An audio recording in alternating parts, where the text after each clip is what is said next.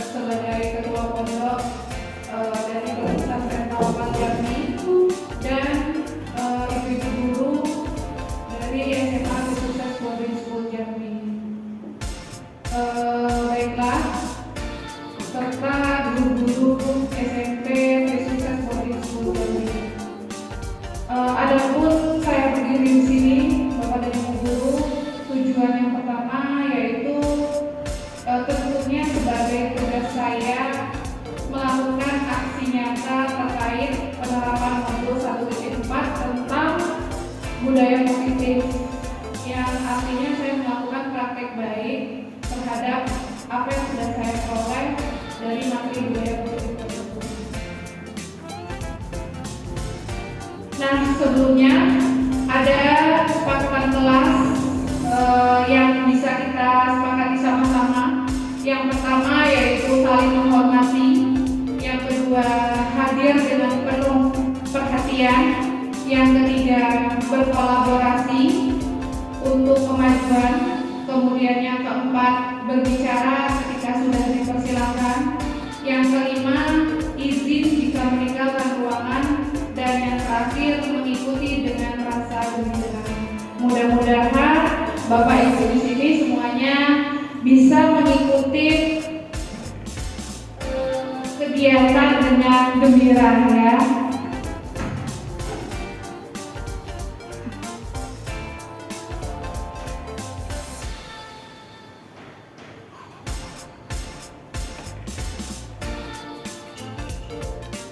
Nah, selanjutnya adapun agenda kegiatan, yang pertama pembukaan yang sedang berlangsung, kemudian nanti agenda kedua materi penindasan, yang ketiga refleksi dan penutup. Di materi penindasan ini yaitu berkaitan dengan budaya positif. Nah, tujuan dari kegiatan yang saya lakukan yaitu yang pertama, melalui diskusi ini seluruh rekan sejawat dapat memahami apa itu budaya positif yang nantinya akan kita terapkan di sekolah kita. Kemudian juga melalui diskusi ini seluruh rekan sejawat dapat menganalisis apa sih dampak dari budaya positif yang akan kita terapkan di sekolah kita. Dan yang terakhir, melalui diskusi ini juga nantinya seluruh rekan sejawat dapat mengidentifikasi peran guru dalam upaya budaya positif, yaitu menciptakan lingkungan belajar dan pemenuhan kebutuhan dasar pada murid-murid kita. Bisa dipahami ya Bapak Ibu ya dari tujuan yang akan kita capai. Nah, selanjutnya ice breaking. Ice breaking di sini yaitu menangkap jari. Karena saya lihat bapak-bapaknya hanya satu, artinya ice breakingnya bisa diikuti sama ibu-ibunya saja. Untuk kegiatannya silakan diperhatikan. Jadi nanti ice breakingnya menangkap jari sebelah kiri, jari telunjuk kita berada di depan kita, kemudian sebelah kanannya yang menangkap. Berdiri dulu, berdiri. Silakan berdiri.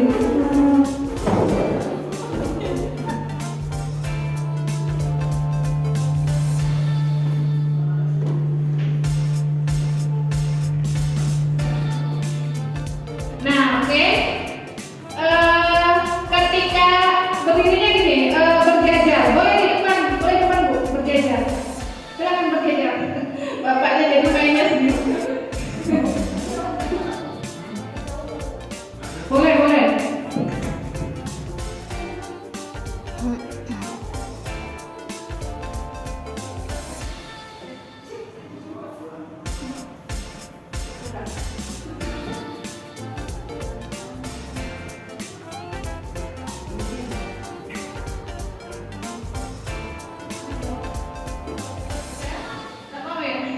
Oke, kalau nggak mau nggak apa-apa, bapaknya menyaksikan ibu-ibunya bermain. Nah, silakan berjajar Bu, tidak berpasangan tapi berjajar. Ayo berjajar ya ibu-ibunya yuk. Nah, ya berjajar, yang jari kirinya di depan kita, kemudian jari kanannya menangkap. Jadi nanti ketika saya bilang nanas, kalau nanas yang ditangkap jari kita sendiri. Ya, nanas. Tapi kalau saya bilang jambu, berarti yang ditangkap yang sebelah kanan. Nah,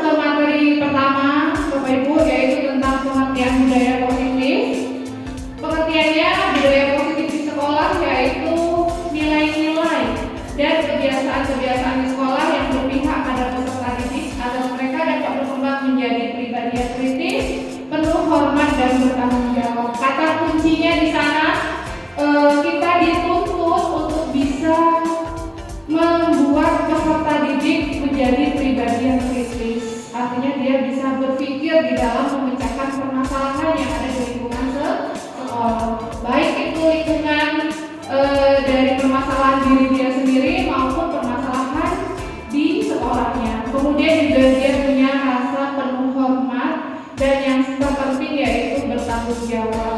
Ya, artinya budaya positif di sini kita mengajarkan peserta didik untuk mempunyai jiwa bertanggung jawab terhadap permasalahan-permasalahan yang ada. Ya. Nah, selanjutnya perubahan paradigma. Budaya positif ini kita dapat melihat diawali dengan adanya perubahan paradigma. Bagaimana itu perubahan paradigma? Yaitu untuk membangun budaya positif, sekolah perlu menyediakan lingkungan yang positif. Bagaimana lingkungan yang positif?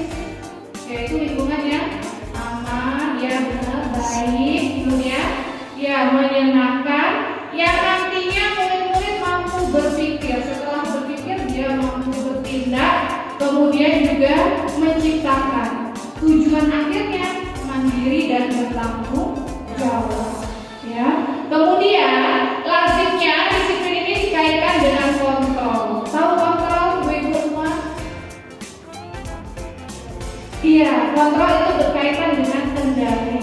Artinya nanti dia bisa mengendalikan dirinya sendiri. Selanjutnya di dalam budaya positif ini tujuannya yaitu nantinya dapat membuat murid memahami dan menyadari berdasarkan motivasi internal. Motivasi internal ini berarti motivasi yang berasal dari dalamnya, benar dari diri sendiri, bukan motivasi eksternal. Oke, bisa dipahami ya? Nah, kita ada permainan lagi yaitu cobalah buka. Cobalah buka ini masing-masing dari ibu guru silahkan memikirkan hal apa yang paling penting dalam hidupnya, hal apa yang paling berharga dalam hidupnya, kemudian digenggamkan di tangan sebelah kanan. Boleh dipikirkan dulu hal apa yang paling penting ya. Kemudian kita simpan di dalam genggaman tangan kita. Nah, teman yang satunya boleh berpasangan ya. Bu, silakan berpasangan. Nah, ganjil satu. Gak apa-apa. Yang berdua ya. Nanti yang satu berusaha membuka tangan temannya. Ya, coba kita coba. Apakah yang kita simpan tadi bakalan terbuka dengan cara bujukan, ataukah dengan cara kekerasan, ataukah Anda langsung rela membuka tangannya langsung tanpa bujukan dan juga penghargaan atau hukuman atau kekerasan? Bisa dipahami ya? Coba waktunya setengah menit berpasangan yuk. Yang gantian, ibunya yang mengepal seolah-olah menyimpan sesuatu yang sangat penting. Kemudian mbaknya ingin membuka. Ayo, bagaimana? Silakan. Boleh dengan membujuk, coba kalau dia nggak bisa, coba dengan bujukan. Dengan bujukan mau nggak? Boleh? Gimana? Oh, terbuka ya. Oke, boleh. Kalau nah, Bu Mila langsung membuka tanpa ada kekerasan, tanpa ada bujukan. Coba berikan alasan mengapa Bu Mila bisa langsung membuka tangannya tanpa temannya bersusah payah. Mila. Saya membuka tangan saya. Ini kan ada saja. Ada pakai alasan. Jadi saya Bagus sekali ya. Kata Bu Mila karena teman yang membuka itu atasannya. Artinya nurut gitu ya, nurut kepada atasan, langsung membuka tanpa dibujuk, tanpa ada kekerasan. Artinya dalam kegiatan itu Bu Mila dikontrol atau tidak ya? Masih kontrol nggak sama temannya? Masih ya. Nah, di sini kita akan bahas tentang teori kontrol yang seharusnya ada pada diri kita sendiri, bukan terpengaruh dengan orang lain. Ya, coba kita lihat materinya. Nah ini, coba lakukan. Kasih bulannya, kita sendiri yang memegang kontrol. Tadi sudah saya sebutkan atas kepala kanan kita. Apakah itu membuka atau menutup? Nah, itu bergantung pada diri kita masing-masing sesuai dengan kebutuhan dasar. Artinya tadi Bu bilang mungkin memenuhi kebutuhan dasarnya yaitu apa? Ya, karena dia masih menghargai bahwa temannya itu atasannya. Ya, tidak salah, semuanya benar. Nah, perubahan paradigma ini menjadi teori kontrol itu menurut seorang psikiater dan pendidikan yaitu Dr. William Glasser. Dia meluruskan beberapa miskonsepsi. Nah, perhatikan di sini ya ibu-ibu ya. Kalau ada miskonsepsi berarti di sini ada kekeliruan. Ya, nah, yang pertama tentang ilusi guru mengontrol murid. Nah, sebenarnya ilusi guru mengontrol murid itu tidak ada. Artinya jangan diterapkan. Mengapa? Karena yang pertama ketika guru berusaha mengontrol murid dan muridnya nurut ya, itu belum tentu atas kehendak muridnya, tapi karena dianya dikontrol oleh seorang guru. Ya, kemudian yang kedua ilusi bahwa semua penguatan positif efektif dan bermanfaat. Nah, ini salah. Dia tidak efektif, tapi dia hanya dalam jangka waktu yang pendek. Jadi seorang murid tidak akan mandiri. Dia hanya membutuhkan kontrol terus dari gurunya. Ya, tidak bisa dia berpikir kritis. Dia mampunya hanya menerima pendapat dari gurunya. Ini juga salah. Kemudian ilusi bahwa kritik dan membuat orang merasa bersalah dapat menguatkan karakter. Hati-hati ya ibu-ibu ya. Di sini bukan malah jadi menguatkan karakter ketika kita mengkritik murid kita, tapi malah menjadi identitas gagal bagi mereka.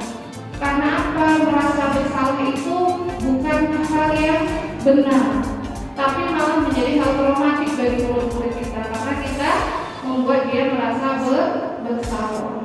Ya, selanjutnya ilusi bahwa orang dewasa memiliki hak untuk memaksa. Nah, ini hati-hati, kita biasanya mentang-mentang guru ya enggak, kita lebih tua pengennya dihargai terus kita punya hak untuk memaksa peserta didik untuk melakukan sesuatu. Itu juga tidak boleh atau tidak benar.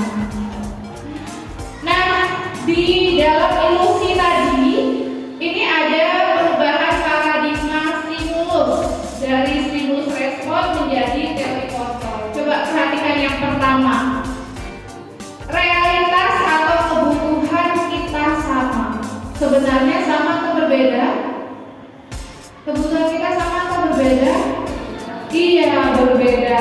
Jadi teori kontrolnya, realitasnya kebutuhan kita itu berbeda-beda. Kemudian semua orang melihat hal yang sama. Benar atau salah? Salah. Yang benar yaitu setiap orang memiliki gambaran yang berbeda. Hal apapun itu. Selanjutnya, yang ketiga, kita mencoba mengubah orang agar berpandangan sama dengan kita. Boleh nggak nih? Kita mengubah orang supaya dia berpandangan sama dengan kita, boleh enggak?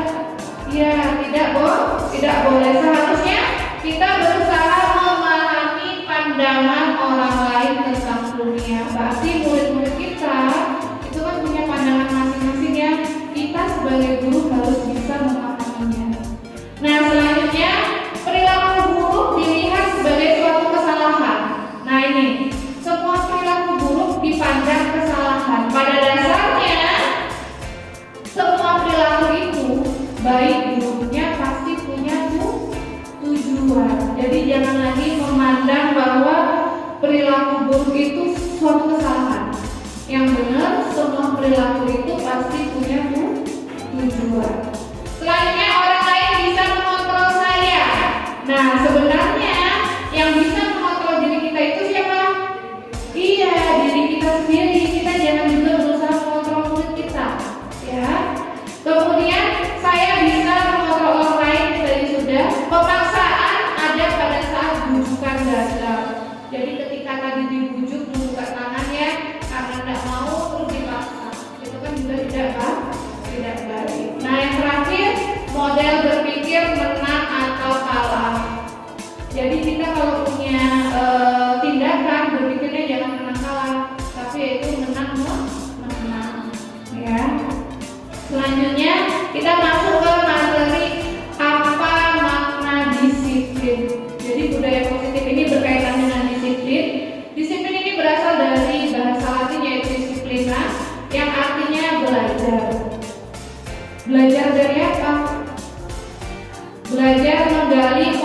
konsekuensinya untuk menuju sebuah tujuan. Apa yang dia hargai. Jadi berkaitan dengan diri dia sendiri. Nah, lihat yang bawah. Namun, nah ini yang salah ya. Dalam budaya kita, makna kata disiplin telah berubah menjadi sesuatu yang dilakukan seseorang pada orang lain untuk mendapatkan kepatuhan. Ini tata tertib nih biasanya di sekolah, ya enggak? Ada tata tertib harus pakai baju rapi. Siswanya ikut kan? Ikut. Nah, itu harusnya disiplinnya bukan dari diri sendiri.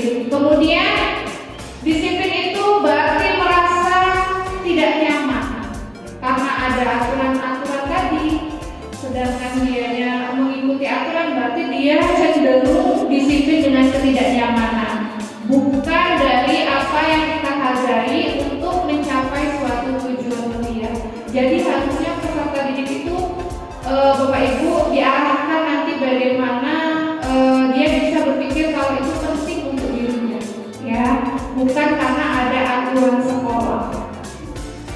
Nah, disiplin adalah kemampuan memerintah diri sendiri dan menguasai diri untuk memilih tindakan yang mengacu pada nilai-nilai yang dihargai dengan penuh tanggung jawab tanpa terperintah orang lain.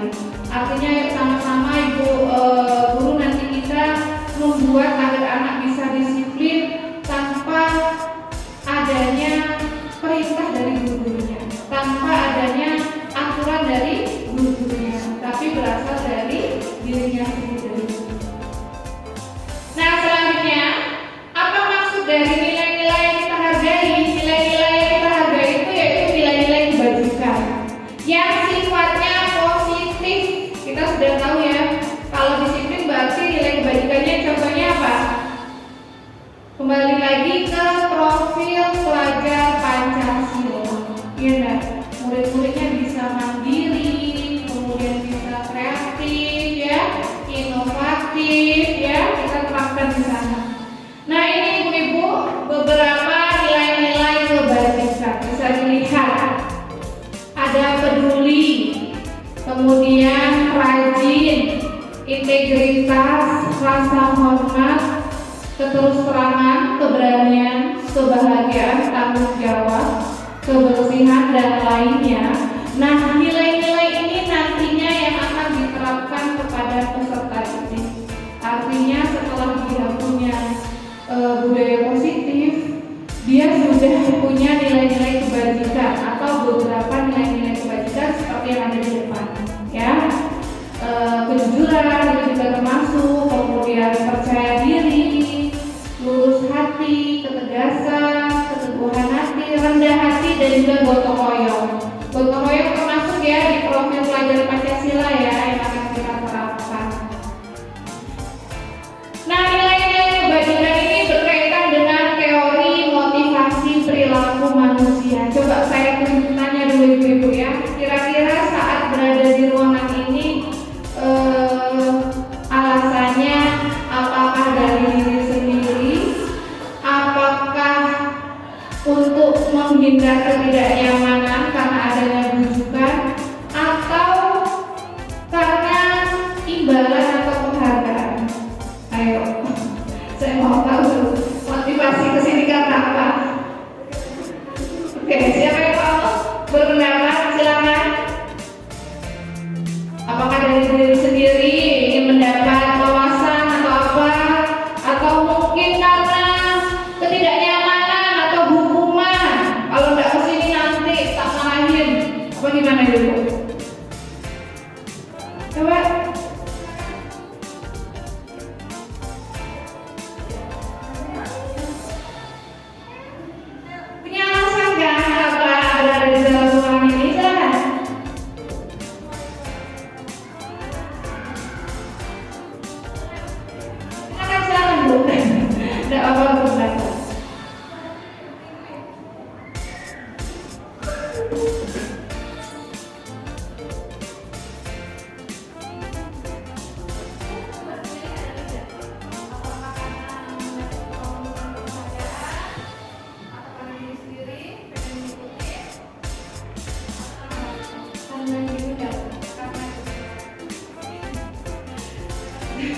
Oke, karena diundang. Ada lagi?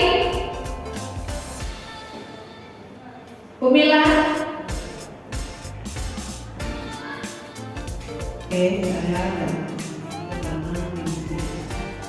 Kalau memang sebelumnya udah diundang, jadi mantap ini bagus budaya positif. Saya mengajar nanti pengalaman juga menambah kebaikan. Oke, jazakallah. Nah, bagus ya. Kalau kata Ibu Meli kesini karena diundang. Artinya kalau diundang berarti karena ada motivasi eksternal Mas ya. Tapi kata Bu Mila kesini karena menghargai dirinya sendiri. Artinya ingin mendapat ilmu dan juga wawasan terkait budaya positif. Tidak apa-apa. Berarti Bu Mila sudah menerapkan motivasi internal, yaitu menghargai dirinya sendiri. Jadi di sini ibu-ibu, teori motivasi perilaku manusia itu ada motivasi eksternal dan motivasi internal. Yang bagus itu motivasi internal, yaitu dari diri sendiri. Tujuannya disiplin positif. Jadi kita tidak memikirkan apa itu hukumannya nanti, kita juga tidak memikirkan apa penghargaan yang akan kita peroleh, tapi kita memikirkan untuk apa terhadap diri kita sendiri.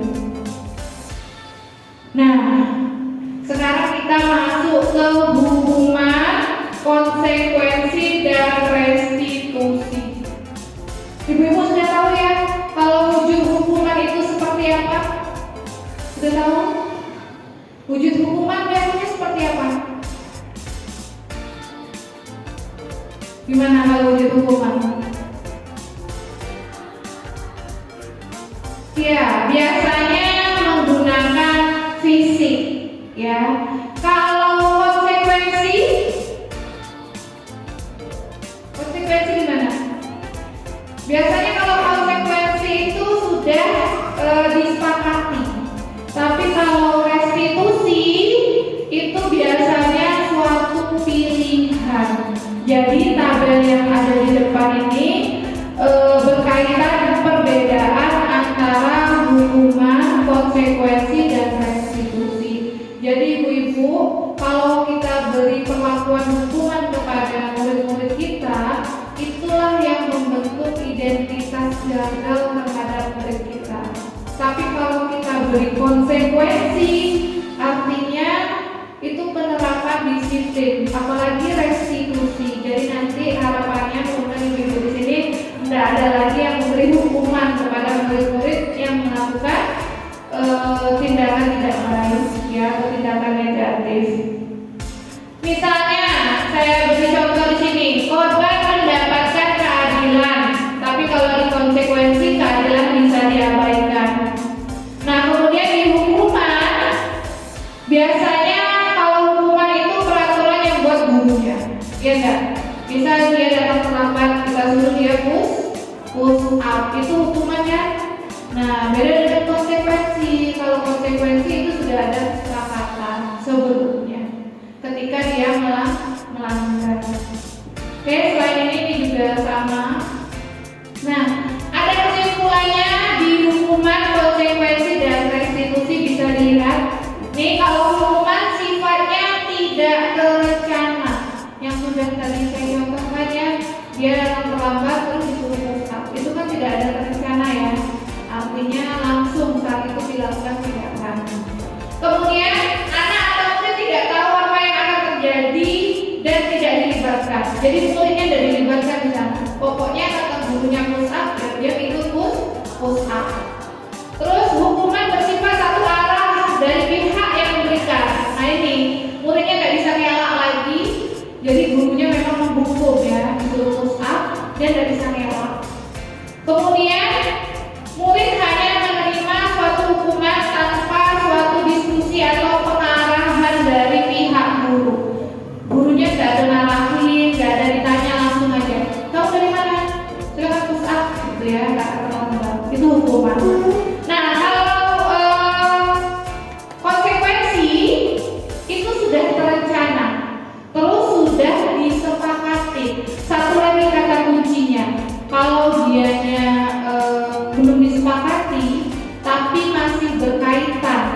berkaitannya sama mata pelajarannya tidak apa-apa. Misal di mata pelajaran PJOK dia terlambat 10 menit, kemudian bapak gurunya meminta dia untuk berlari, itu masih termasuk konsekuensi berkaitan. Tapi kalau misalnya terlambat datang ke sekolah, disuruh lari atau push up, itu hukuman. Sudah tahu ya bedanya ya Ibu ya? Nah selanjutnya, apa itu restitusi? Kalau restitusi beda lagi, yaitu proses menciptakan kondisi bagi murid untuk memperbaiki kesalahan mereka sehingga mereka bisa kembali pada kelompok mereka dengan karakter yang lebih kuat. Artinya di dalam kegiatan restitusi ini nanti ada tahapan-tahapan yang dilakukan dalam pemecahan masalah. Ya, mulai dari kita menanyakan, kemudian mengetahui alasannya berkaitan dengan keyakinan kelas, baru nanti solusinya apa ya. Nah, jadi muridnya yang mencari solusi sendiri, gurunya hanya mengarahkan. Sudah bisa Ibu membedakan hukuman, konsekuensi dan restitusi? Kalau bisa ada pertanyaan reflektif, coba ya. Yang pertama, lari 3 kali keliling lapangan karena terlambat datang ke sekolah. Itu hukuman atau konsekuensi? Iya, hukuman. Yang kedua, lari 3 kali keliling lapangan karena terlambat 10 menit saat pembelajaran jam PJOK. Hukuman konsekuensi? Iya, konsekuensi. Yang ketiga, mencatat 100 kali pada buku kalimat. Nah, ini sering terjadi ya sama ibu-ibu yang kita lakukan. Saya tidak akan terlambat lagi karena terlambat ke sekolah. Ini hukuman atau konsekuensi? Apa? Iya, yang benar hukuman. Ya, kita memberikan hukuman. Kemudian membersihkan coretan yang dibuat di meja tulis. Hukuman atau konsekuensi? Ya, konsekuensi, karena dia yang melakukan, dia pula yang harus bertanggung ya. Jawab meskipun tidak ada kesepakatan sebelumnya, tapi di sana sudah ada nilai tanggung jawab. Selanjutnya, menggantikan kertas tugas teman yang telah dicoret-coret. Konsekuensi atau hukuman? Iya, konsekuensi juga ya, berkaitan dengan tanggung jawab. Yang selanjutnya, kehilangan 10 menit yang istirahat untuk mengerjakan tugas karena terlambat datang dan tertinggal pelajaran setelah 10 menit. Konsekuensi atau hukuman? Ya, konsekuensi. Yang terakhir, nih membersihkan WC. Ini saya rasa pernah juga dilakukan dulu. Mudah-mudahan sekarang guru-gurunya tidak gitu lagi ya. Kalau dulu sering nih terlambat bersih kantor gitu ya. Terus terlambat bersihin WC. Membersihkan WC sekolah karena mematahkan pensil kawan. Itu cuma karena mematahkan pensil dia suruh bersihin WC. Hukuman atau konsekuensi? Iya, hukuman. Jadi usahain ya ibu semua nanti di sini. Artinya kita sebagai guru tidak lagi memberikan hukuman, tapi kalau bisa konsekuensi, lebih baik lagi restitusi ya. Ini jawaban dari refleksi tadi sudah benar semua. Sekarang kita masuk ke kebutuhan dasar manusia. Nah, coba lihat untuk pertanyaan tematiknya.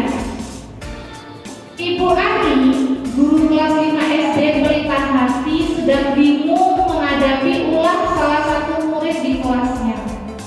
Kemudian, namanya Bian ya.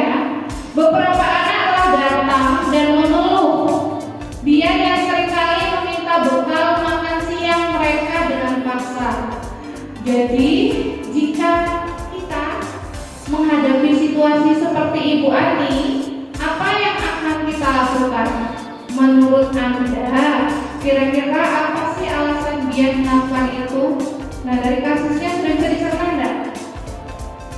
Jadi di sekolah, di kelas 5 SD Pelita Hati itu ada guru namanya Ibu Ani. Dia selalu mendapat laporan bahwa muridnya si Bian ini sering sekali meminta bekal temannya dengan cara memaksa. Nah, kalau kita sebagai Ibu Ani, apa yang akan kita lakukan terhadap Bian dari laporan yang ada? Siapa berpendapat?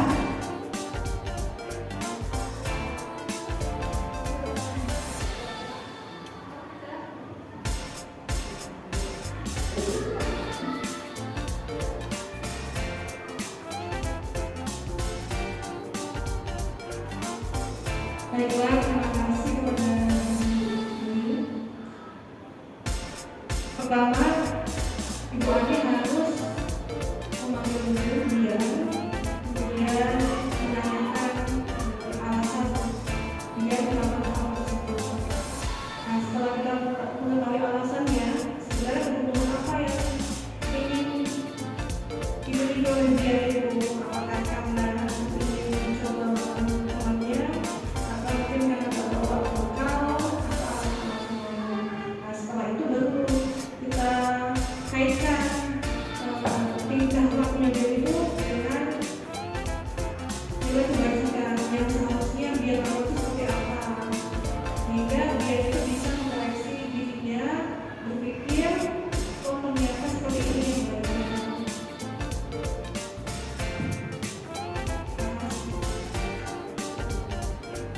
Ya, terima kasih Allah jazakillah khairan. Nah, tindakan yang dilakukan sama Ibu Ani yang sudah disampaikan sama Ibu Ulan tadi sudah tepat ya. Artinya kita mencari tahu dulu. Nah, di sini sudah kita analisis sama-sama ya. Yang pertama kita mencari tahu dulu biar tersebut melakukan tindakan itu karena apa? Apabila ini ada beberapa jawaban nih. Kalau jawaban Bian lapar dan orang tuanya tidak membawakannya bekal makan siang, kita harus tahu berarti kebutuhan dasar apa yang tidak dipenuhi oleh Bian, gitu ya. Kemudian kalau jawaban dia karena senang temannya jadi memperhatikan dia, karena dia minta-minta terus dengan maksa, artinya kan temannya memperhatikan dia ya. Nah, berarti kebutuhan dasar apa yang ingin dia penuhi seperti itu. Kemudian kalau jawaban dia karena ia merasa hebat sebab temannya jadi takut dan menuruti keinginannya. Nah, kebutuhan dasar apa lagi yang ingin dibutuhi sama si dia. Kemudian kalau jawaban dia karena dia merasa bosan nih dengan bekal yang dibawakan sama orang tuanya, itu aja, tidak ada variasi, makanya dia meminta bekal temannya. Kemudian yang terakhir kalau dia menjawab iseng aja sih, cuma mau menikmati bagaimana ekspresi teman-temannya ketika dia memaksa meminta bekal temannya dengan paksa. Nah, tentunya setiap yang dilakukan sama kita pasti punya tujuan. Ada suatu tujuan di balik sebuah perilaku manusia. Inilah yang dinamakan dengan kebutuhan dasar manusia. Kita kaitkan dengan untuk membangun budaya sekolah yang positif dengan lingkungan yang aman dan mendukung murid untuk menjadi pribadi yang berbudaya, seimbang dan bahagia. Salah satu upaya yang bisa kita lakukan yaitu ibu-ibu, bapak, kita harus memahami benar-benar kebutuhan dasar dari murid-murid kita. Jadi harus benar-benar kita pahami, jangan hanya terus-terusan menyalahkan atau menuntut ya, nggak bisa. Nah, nih berdasarkan kutipan dari Ki Hajar Dewantara. Kenal ya? Siapa Ki Hajar Dewantara, ibu-ibu? Iya, pendidikan ya. Ki Hajar Dewantara dia mengambil perbandingan hidup tumbuh-tumbuhan seorang petani. Dalam hakikatnya sama kewajibannya dengan seorang pendidik. Maksudnya seperti ini. Kalau kita mau menanam bawang dengan hasil yang baik, otomatis harus kita kita rawat ya, kita pupuk dia, kita rawat dia, kita kasih nutrisi yang baik dia. Begitupun kita sebagai pendidik, kita juga harus benar-benar bisa merawat murid-murid kita sesuai dengan kebutuhan dasar manusia. Nah, kata Dr. William Glasser bahwasanya seluruh tindakan manusia itu memiliki tujuan tertentu, yaitu pastinya untuk memenuhi kebutuhan dasar manusia.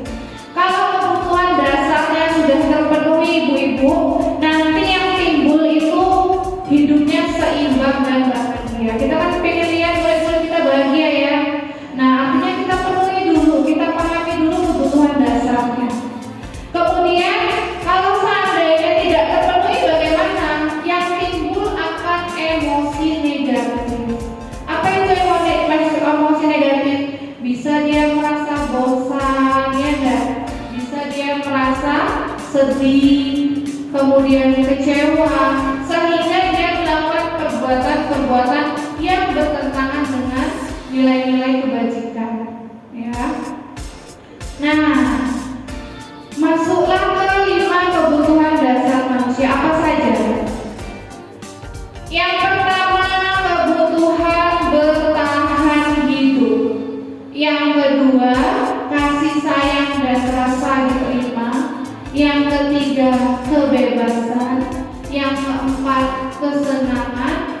Dan yang terakhir, penguasaan. Oke, kita bahas satu-satu ya Ibu ya.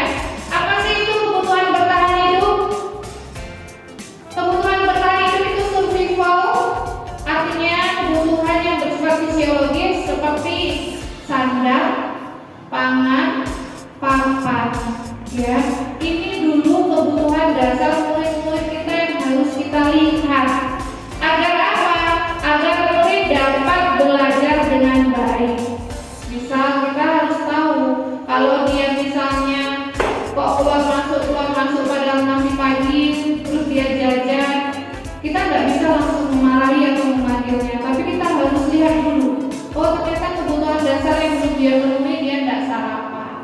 Berarti kan kebutuhan dasar bertahan hidup. Jadi harus kita pahami dulu. Kemudian yang kedua, kebutuhan kasih sayang dan rasa diterima, yaitu kebutuhan keinginan untuk tetap terhubung dengan orang lain, teman, keluarga, teman kerja, kelompok di mana kita bergabung.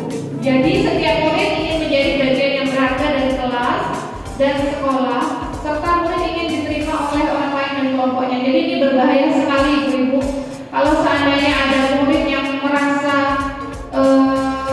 tidak mendapatkan perasaan kasih sayang atau rasa diterima di kelasnya, itu sangat mempengaruhi ketika dia mengikuti proses pembelajaran. Jadi harus benar-benar kita lihat apakah kebutuhan dari kasih sayang dari temannya, dari gurunya itu sudah terpenuhi atau belum. Ya, jadi besok kita lihat sama-sama ketika pembelajaran di kelas. Kemudian kebebasan atau freedom, yaitu kita beri kesempatan kepada murid-murid kita untuk membuat pilihan. Jadi biasanya kita misalnya mau membagi kelompok ya, tidak apa-apa kita kasih pilihan kepada murid-murid siapa yang menjadi ketua kelompoknya, siapa mau jadi moderatornya, ya enggak? Kita kasih dia kebebasan, ya. Kemudian gunanya agar dia bisa bertanggung jawab atas pilihannya. Kemudian dia juga bisa mewujudkan dirinya yang percaya diri. Artinya kalau dia kita beri pilihan kemudian menentukan sendiri, dia akan bertanggung jawab dan percaya diri. Kemudian kebutuhan kesenangan. Apa itu kesenangan? Berarti kebutuhan akan kesenangan dalam belajar di dalam kelas. Nah, ini dituntut guru-gurunya supaya kreatif bagaimana proses pembelajaran itu menyenangkan. Kalau seandainya mungkin bosan belajar di dalam kelas, boleh kita ajak keluar ya, atau dengan kegiatan-kegiatan yang lainnya yang jelas kebutuhan dasar kesenangan pada murid itu terpenuhi.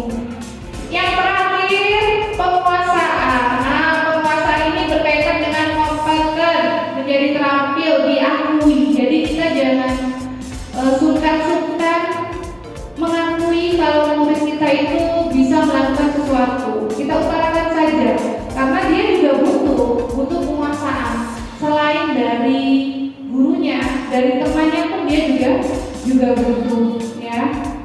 Butuh didengarkan, kemudian memiliki rasa harga diri. Murid diberi kesempatan untuk membuat keputusan tentang hal-hal penting dalam dirinya, sehingga tidak selalu dikontrol oleh gurunya. Biarlah kita beri dia kesempatan supaya dia bisa mengontrol dirinya sendiri. Bisa dipahami ya Ibu ya, 5 kebutuhan dasar manusia. Nah, ini ada intinya dan saya buat di sana. 5 kebutuhan dasar manusia ini sangat penting bagi kita untuk mengetahui kebutuhan dasar murid-murid. Jadi dari besok sudah mulai bisa kita terapkan, kita lihat benar-benar apakah kelima sudah terpenuhi dari murid kita atau belum saat proses pembelajaran. Kemudian kebutuhan dasar yang tidak terpenuhi dapat berakibat pada perilaku buruk murid. Jadi kalau ada yang tidak terpenuhi itu wajar. Misal kita sering lihat peserta didik kita yang mungkin pengen diperhatiin sama temennya ya, ada kelakuannya di kelas. Nah itu sebenarnya dia ingin memenuhi kebutuhan dasar penguasaan, ya. Dia ingin diakui, kemudian juga rasa diterima. Kemudian perilaku buruk murid tidak dapat dibiarkan, namun perlu dipahami dan ditindaklanjuti dengan mengajak murid berefleksi agar mereka dapat belajar dari kesalahannya. Jadi kalau yang salah tetap harus ditindaklanjuti dengan cara apa? Melakukan refleksi, ya, perbaikan. Nah, dari 5 dasar kebutuhan murid ada kasus di sini, ibu-ibu semua saya bacakan ya. Ihsan, siswa kelas 10A SMA Karakter Mulia. Ia anak yang pendiam dan pemalu. Nah, ada siswa namanya Ihsan, pendiam dan pemalu. Selama jam istirahat, ia lebih banyak membaca buku di perpustakaan atau berdiam diri di kelas. Jadi dia sulit berkolaborasi ya sama teman-temannya ya.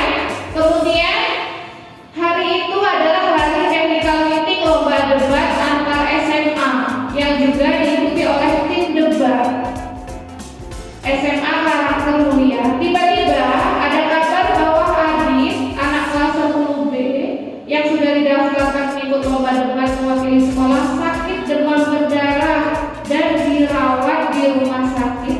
Jadi siswanya ada 2, satu Ihsan, satu Adit. Nah, si Adit ini yang akan mengikuti debat tapi dia sakit dan dirawat. Kemudian sehingga tidak bisa menghadiri acara technical meeting.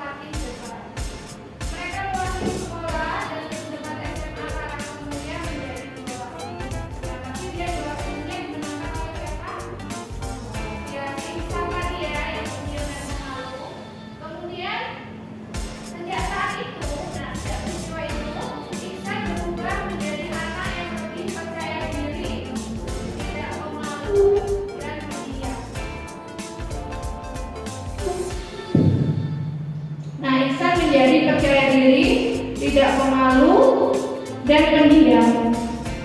Selanjutnya, semua murid dan guru mengenalnya sebagai Ihsan si juara kompetensi debat. Akhirnya murid-murid dan juga guru mengenal dia yang juara di dalam kompetensi debat. Kemudian pada jam istirahat dia banyak menghabiskan waktu bersama teman-temannya. Ia juga semakin rajin berlatih debat, ya. Kemudian mengikuti berbagai lomba debat. Ia menjadi ketua, bahkan menjadi ketua debat ya di sekolahnya. Ia juga giat sekali mempromosikan klub debat agar anggota bertambah, dan dia juga bersemangat melatih juniornya di klub debat sekolah. Nah, itu tadi perubahan si Ihsan ya. Ada pertanyaan dari kasus kuis ini, yaitu kira-kira kebutuhan dasar mana yang terpenuhi pada Ihsan sehingga membuatnya berubah. Yang tadinya pemalu dan tidak mau berteman dengan teman-temannya, ketika ada peristiwa itu akhirnya dia diakui bahwa dia juara debat, bahkan banyak sekali kegiatannya. Kira-kira Ibu-ibu yang sudah terpenuhi? Kebutuhan dasar yang mana dari yang kelima? Ayo, apakah kesenangan? Ya, yaitu kebutuhan.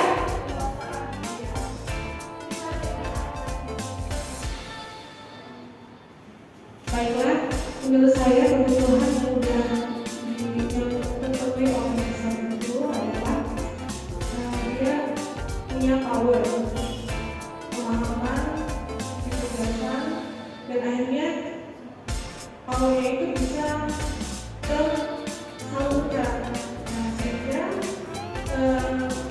dalam prosesnya itu akhirnya dia bisa bergaul dengan orang lain, dia kekuasaan dirinya itu sudah keluar. Oh ini loh power saya, nanti jadi percaya diri dalam power ini, dan yang lain udah tahu. Baik, terima kasih. Pendapat yang lain sama atau tidak? Kira-kira? Ya, sama ya, yaitu kebutuhan dasar power atau penguasaan ya, artinya menimbulkan rasa percaya diri yang timbul dari diri insan ya. Nah, bagaimana Bapak Ibu, apakah sekarang sudah paham perbedaan dari kelima kebutuhan dasar manusia tadi? Sudah dipahami ya? Kalau sudah paham, kita masuk ke dunia berkualitas. Nah, ibu-ibu, kalau kita sudah tahu 5 kebutuhan dasar apa saja yang harus dipenuhi, kita akan menimbulkan ke dunia berkualitas bagi diri kita. Apa saja? Yaitu tempat khusus dalam pikiran kita, tempat menyimpan gambaran representatif dari semua yang kita inginkan. Hal-hal apa saja sih yang akan kita butuhkan atau kita inginkan ya. Kemudian bersifat lebih umum atau universal, dan dunia berkualitas itu lebih unik dan personal. Artinya dia berkaitan dengan diri dia sendiri.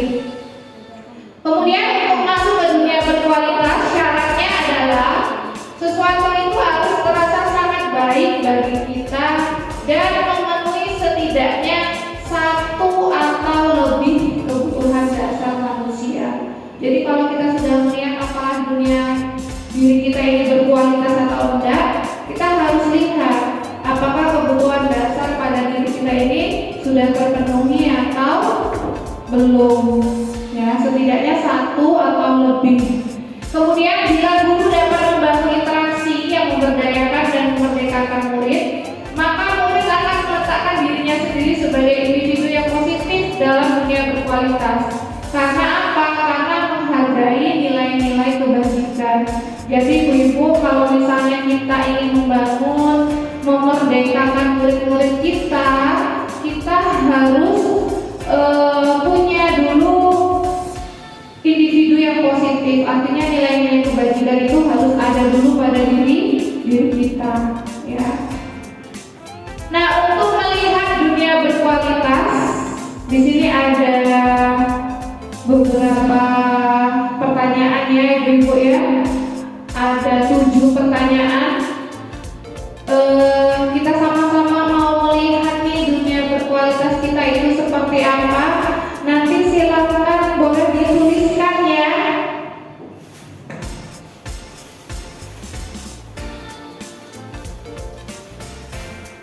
Nah, tuliskan masing-masing. Misalnya pertanyaan pertama, siapakah orang-orang yang paling penting dalam hidup Bapak Ibu? Nah, dituliskan. Apakah siapa lah? Pasti ada ya. Kemudian yang pertanyaan kedua, nilai-nilai kebajikan apa yang terpenting dalam hidup Bapak? Apa nilai kebajikan yang terpenting dari nilai yang banyak tadi? Apakah yang paling penting dalam diri kita itu nilai mandiri? Kita mau lihat nih dunia berkualitas diri kita sendiri itu seperti apa, ya? Nah, ini kertasnya saya bagikan, nanti saya beri waktu 2 menit untuk menuliskan berdasarkan pertanyaan yang ada. Kemudian nanti boleh kita tempelkan. Jadi sama-sama kita lihat bagaimana sih dunia berkualitas kita. Oke ya?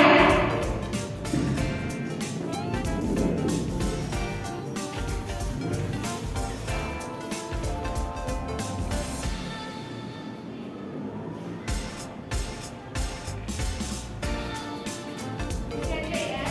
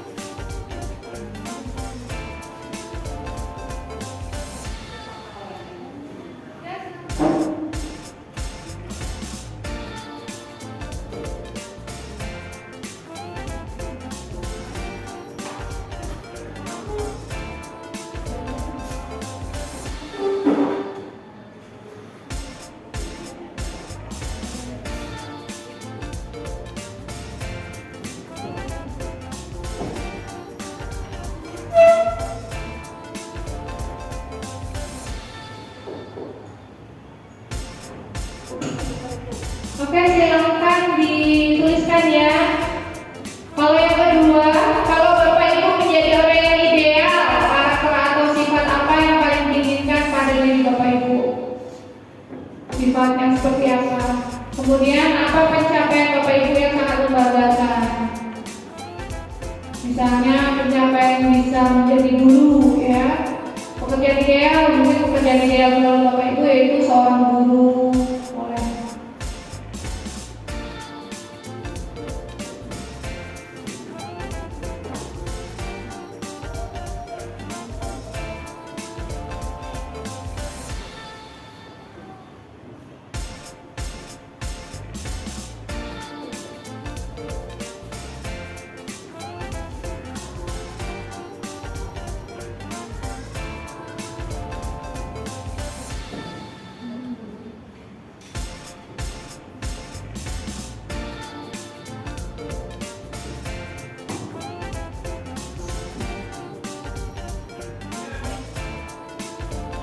Boleh yang sudah ditempelkan Bu.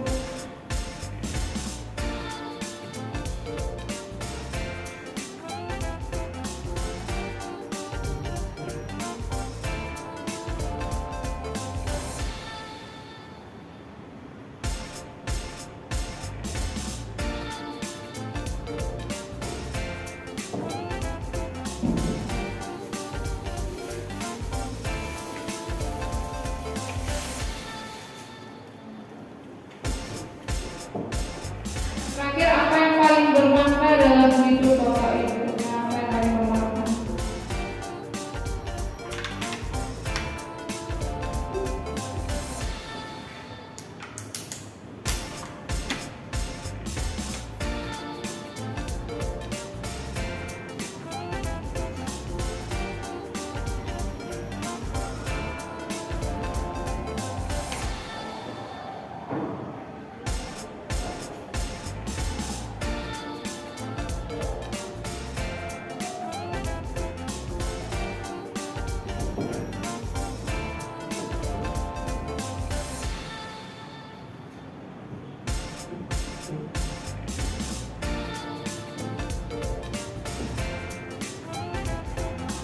Silakan dijawab.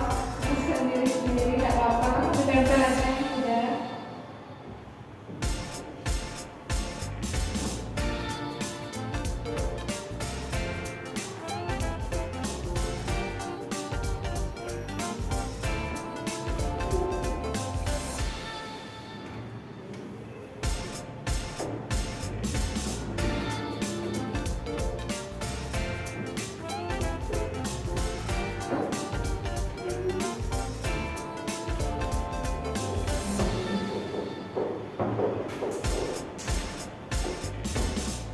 Ada lagi yang sudah?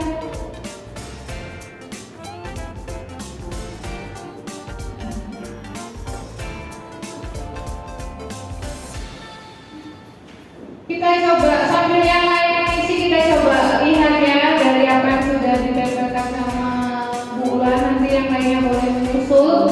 Siapa orang yang paling penting dalam hidup Bapak Ibu? Kata Bu Ulan, keluarga. Oke ya. Artinya keluarga itu sangat penting bagi Bu Ulan. Kemudian nilai-nilai kebajikan apa yang penting dalam hidup Bapak Ibu? Yaitu nilai taat dan infak. Ya, sudah bisa mengukur diri sendiri. Oh, yang terpenting itu nilai ini loh. Mungkin nanti jawaban dari ibu lainnya juga akan berbeda dengan Bu Ulan. Kemudian yang ketiga, kalau Bapak atau Ibu menjadi orang yang ideal, karakter atau sifat apa yang paling diinginkan ada pada diri Bapak Ibu? Kata Bu Ulan yaitu sikap menjadi motivator.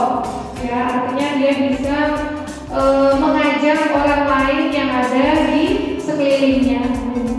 Kemudian apa pencapaian Bapak Ibu yang sangat membanggakan?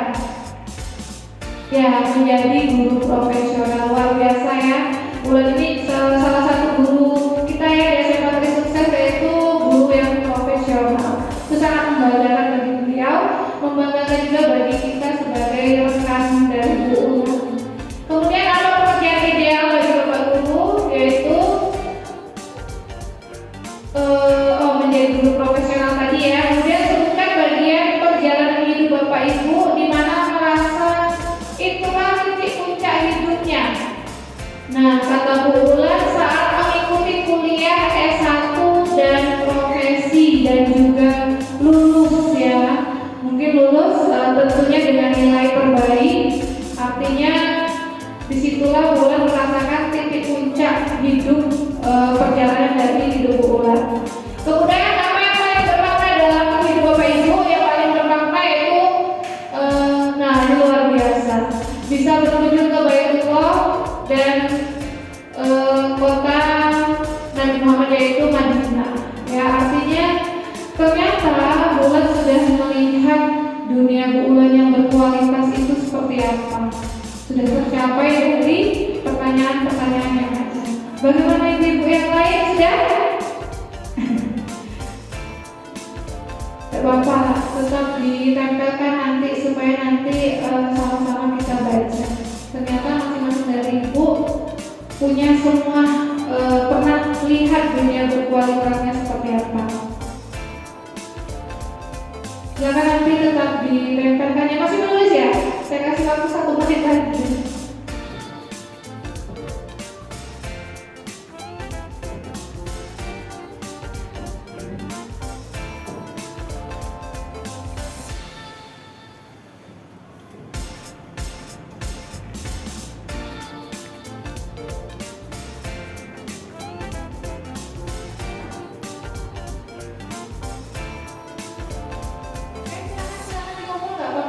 Yang saya bacakan itu sebagai contoh, nanti yang lainnya boleh dibaca masing-masing oleh gurunya ya setelah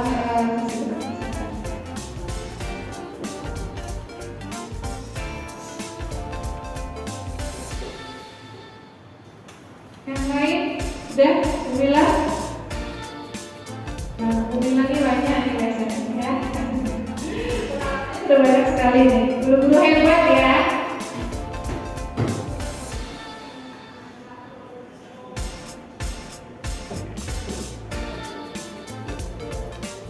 Oke, yang lain masih ada yang mana? Boleh?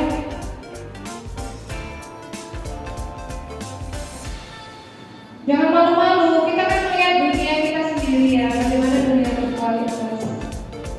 Nah, oke.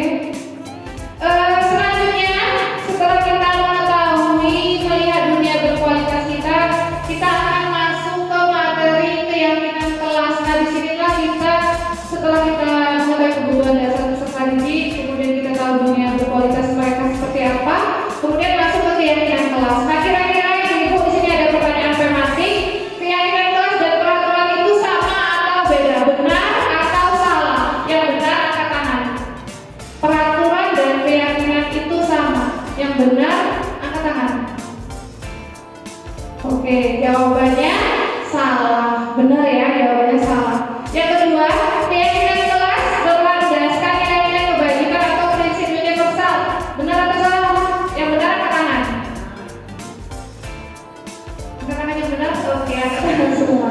Berarti sudah tahu ya, kalau peraturan itu jelas berbeda dengan keyakinan ke kelas. Nah, apa itu keyakinan kelas?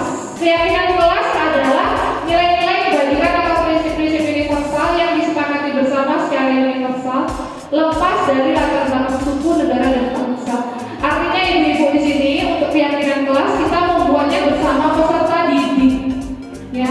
Tidak kita yang membuat kemudian kita yang memberi hukuman, tapi keyakinan kelas ini kita buat bersama-sama dengan peserta didik. Bagaimana cara pembentukan keyakinan kelas? Mungkin ibu-ibu nanti bisa sama-sama diajak siswanya ya. Yang pertama, pembentukan keyakinan kelas ini sifatnya abstrak daripada peraturan yang lebih rinci dan konkret. Kemudian keyakinan kelas ini berupa pernyataan-pernyataan yang universal. Kemudian keyakinan kelas hendaknya tidak terlalu banyak. Nah, hati-hati, jangan banyak keyakinan kelas tapi tidak bisa dipahami atau diingat, tapi harus diingat. Kemudian semua warga kelas sebaiknya ikut berkontribusi. Nah, nih keyakinan kelas itu harus kita ajak. Apa tahapannya ibu-ibu? Perhatiin. Tahapan pertama, kita berdiskusi dulu memunculkan peraturan-peraturan misalnya dilarang datang terlambat. Nah, nanti di urutan kedua menjadi kalimat yang lebih positif. Kalau yang tadi dilarang datang terlambat itu kan wujudnya masih negatif ya, ada kata dilarang. Kita buat kalimat positif jadinya apa? Ya, datang tepat waktu, benar sekali. Nah, kemudian baru kita cari nilai-nilai kebajikannya. Kira-kira nilai apa kalau datang tepat waktu di sana? Nilai apa yang ada di dalamnya? Ya, disiplin ya. Kemudian berdiskusi mengenai gambaran perilaku. Bagaimana perilakunya kalau kita datang tepat waktu? Berarti masuk sesuai dengan jam pelajaran. Kemudian kita berdiskusi mengenai peran seluruh warga sekolah. Maksudnya apa tugas guru? Tugas guru memberi contoh. Jangan muridnya diminta datang tepat waktu tapi gurunya terlambat. Ya enggak?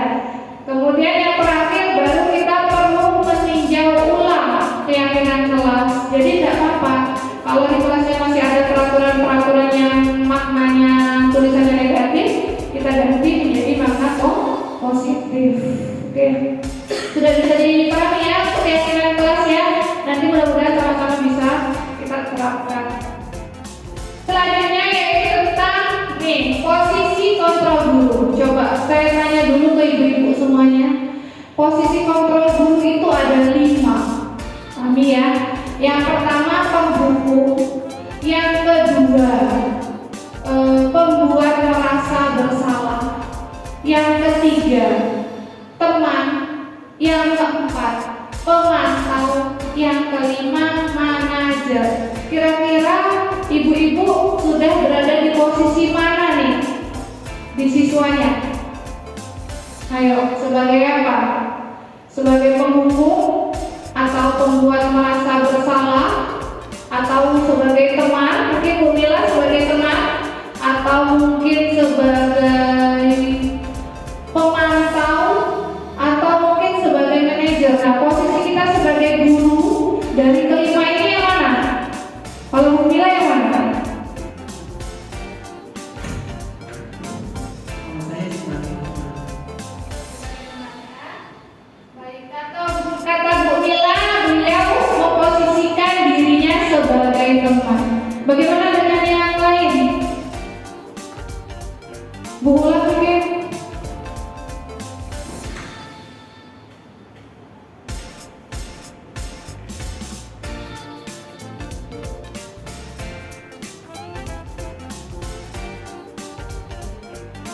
Baiklah, terima kasih. Posisi kontrol guru yang pernah saya terapkan. Untuk sebenarnya kalau diingat-ingat dulu ya, saya pernah menerapkan semuanya dari buku, membuat rasa bersalah, dengan teman, kemudian memantau dan terakhir manajer. Tapi setelah bertahap melihat hasilnya berbeda, ternyata saya mulai mengubah sikap bagaimana menjadi lebih baik dan menjadi manajer untuk murid-murid saya. Jadi untuk mendidik mereka menjadi lebih baik, menjadi lebih lagi atau membuat rasa bersalah. Ya, kami juga perhatian teman-teman juga yang menjadi konten mahal-mahal di sini itu kan membuat rasa bersalah anak. Tapi kita mengajak anak berpikir, bagaimana sih setiap kali soal koleksi ini, itu jadi menjadi seperti manajer.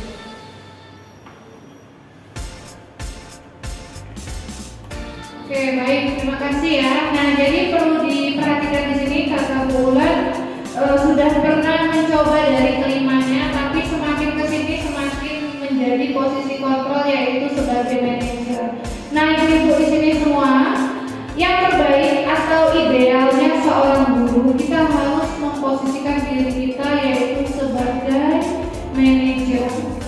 Tidak pun sebagai manajer, mungkin bisa lebih rendah sedikit yaitu sebagai pemantau. Nah, yang berbahaya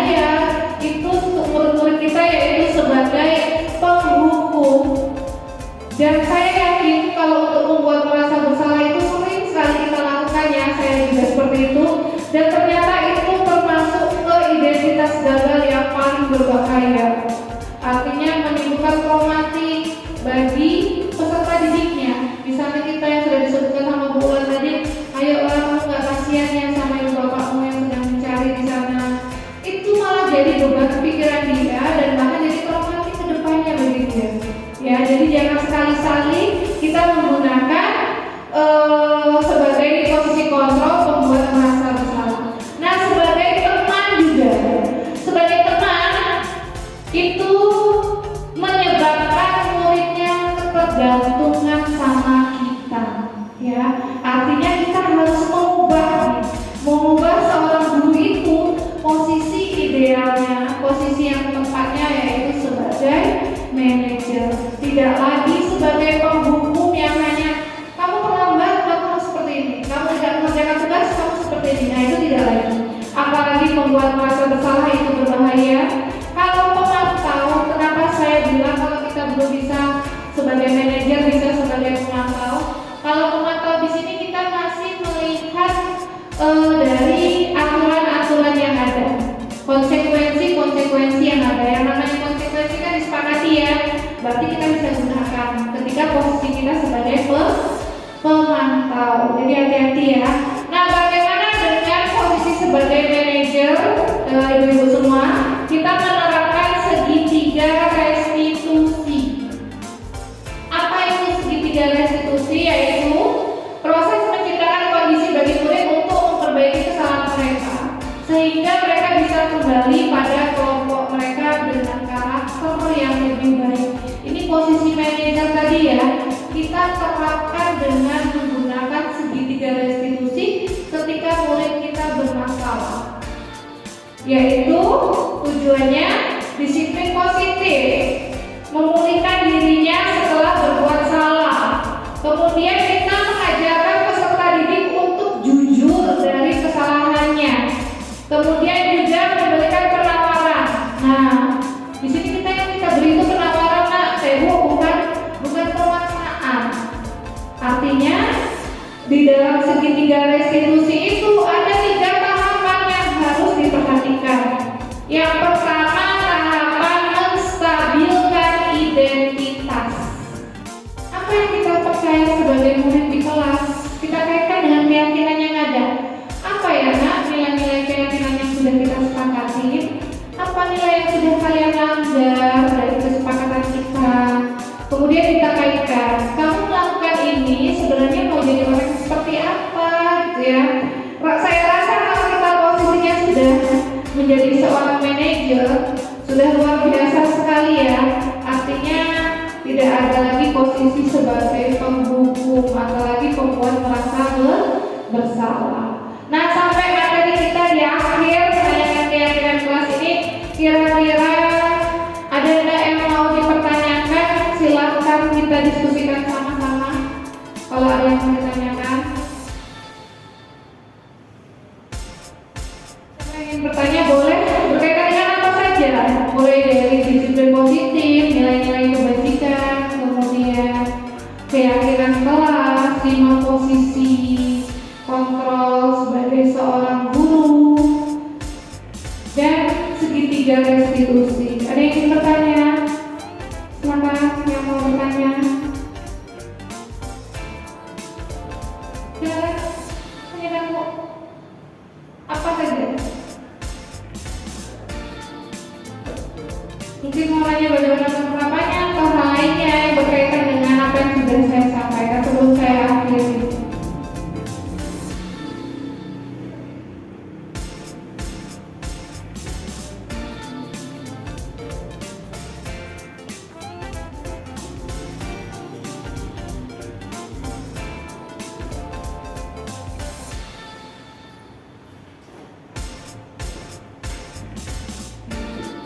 Ibu, saya sebagai di DPR saya sudah membuat jaringan kelas. Karena posisi kelas itu sudah saya hilang posisi jaringan kelas saya itu sudah saya buat terus disobek teman-temannya terus salah hilang. Jadi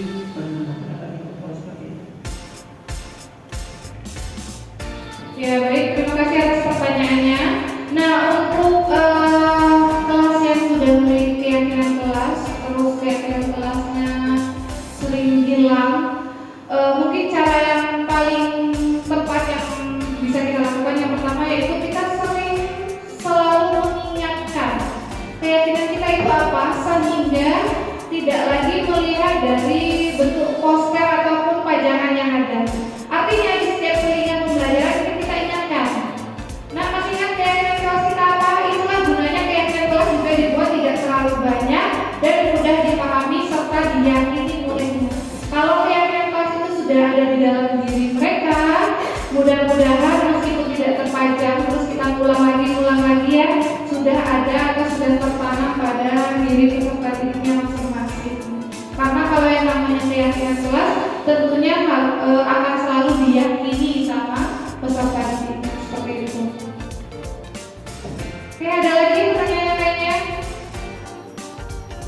Ada? Kalau tidak ada, di akhir ada refleksi Bu-Ibu. Artinya kalau kita belajar tanpa refleksi itu akan sia-sia, dan refleksi tanpa diikuti dengan belajar itu akan berbahaya. Jadi saya minta refleksinya, nanti sudah ada lembaran refleksi.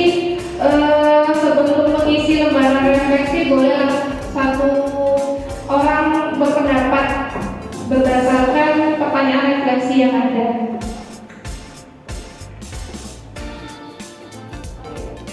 Satu orang boleh satu pertanyaan ya. Sederhana kok. Peristiwa apa saja yang terjadi dalam kegiatan diseminasi ini? Peristiwa apa ya? Kita saling diskusi, berkolaborasi dan lain-lain. Oke, silakan.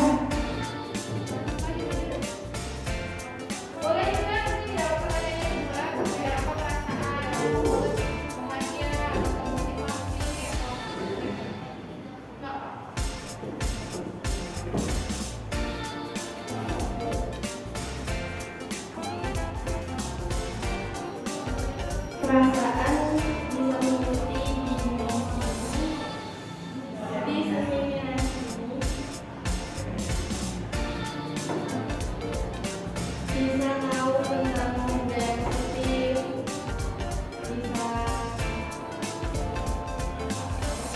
perasaan itu bisa kayak senang,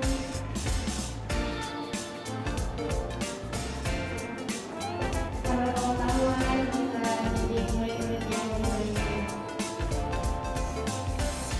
Ya, katanya perasaannya senang, nantinya bisa diterapkan untuk jadi murid-murid yang lebih baik lagi. Mudah-mudahan bisa diterapkan yang luar biasa. Kasih aplaus dulu. Nah, pertanyaan pertama, peristiwa apa saja yang terjadi dari kegiatan diseminasi ini? Oke, silakan. Boleh. Peristiwa apa saja yang terjadi dari kegiatan diseminasi ini? Adalah itu saling memberi ilmu dari narasumber itu kita tahu apa yang harus kita lakukan sebagai guru, dan kita harus mengadopsi apa yang kita sudah lakukan dan apa yang terbaik dan harus kita lakukan untuk diseminasi kali ini. Terima kasih. Oke, terima kasih luar biasa ya. Artinya banyak sekali peristiwa yang terjadi, mulai dari pemaparan materi dari narasumber, kemudian juga ada diskusi serta tanya jawab dari peserta diseminasi, dan juga bagaimana memposisikan kita nanti penerapannya ke depan sebagai seorang guru sesuai dengan posisinya. Baiklah, apa saja yang Bapak Ibu dapatkan dari pembelajaran pada diseminasi ini? Yang saya dapatkan dari pembelajaran hari ini, ternyata kita sebagai guru harus menjadi positive control manager. Jadi bisa memposisikan murid itu untuk berpikir mengenai dirinya, dan mereka bisa memberikan pilihan mana yang terbaik untuk dia. Kemudian kita juga belajar dari cara menumbuhkan keyakinan kelas.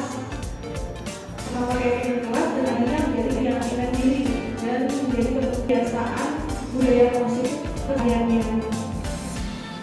Terus kita juga akan belajar bahwa kita kalau ini bersama-sama kerjasama semua untuk menyiapkan kelas itu sebagai budaya positif dan menjadi karakter bagi murid-murid kita di sini. Baik, alhamdulillah. Nah, ternyata sekali juga pembelajaran yang didapat ya dari diseminasi yang sudah sama-sama buat. Nanti kita sama-sama berkolaborasi, bekerja sama, penerapan budaya positif yang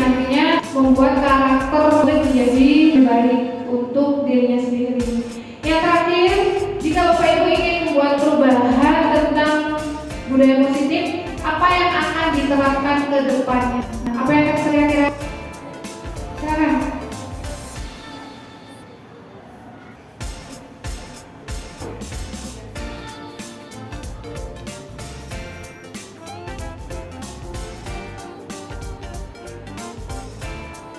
Kedepannya bisa membuat keyakinan dan melakukan segitiga distribusi. Oke, bagus sekali ya. Kita beri aplaus dulu. Bahwasanya kita bukan atau ketika kita ingin melakukan perubahan tentang positif, nantinya kita akan menerapkan dengan kelas. Kemudian kita posisikan posisi kita sebagai guru itu sebagai control manager, dan juga menerapkan segitiga restitusi, itu yang terpenting ya. Oke, sampai di sini pemaparan atau pengimbasan atau diseminasi aksi nyata maupun sertifikat tentang budaya positif. Saya dari WTRP dari Kampung Penggerak Angkatan 9. Salam bahagia bagi guru hebat kita semua yang ada di Kampus Polri Jambi dan juga SMP Polri School Jambi. Marilah kita bergerak dan menggerakkan. Oke, saya cukup. Saya akhiri. Alhamdulillah. Wassalamualaikum warahmatullahi wabarakatuh.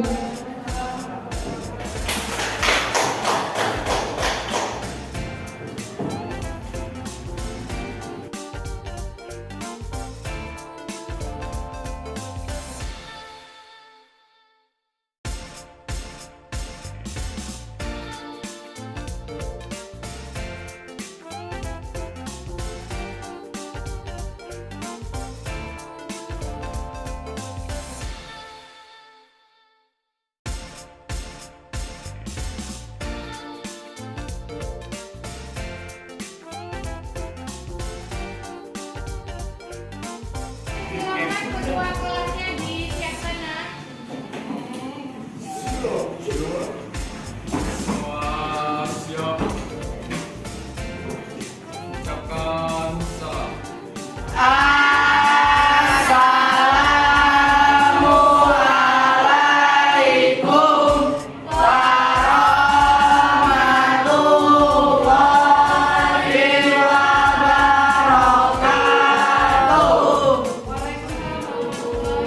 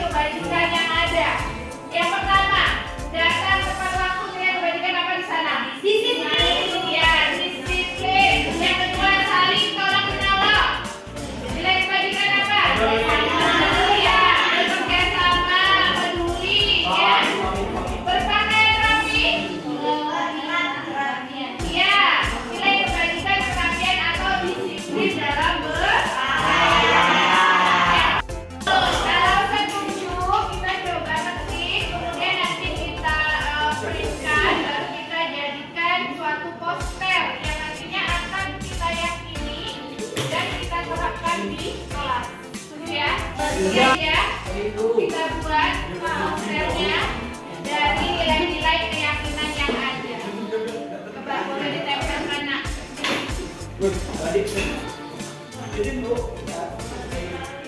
Video macam iPhone lah.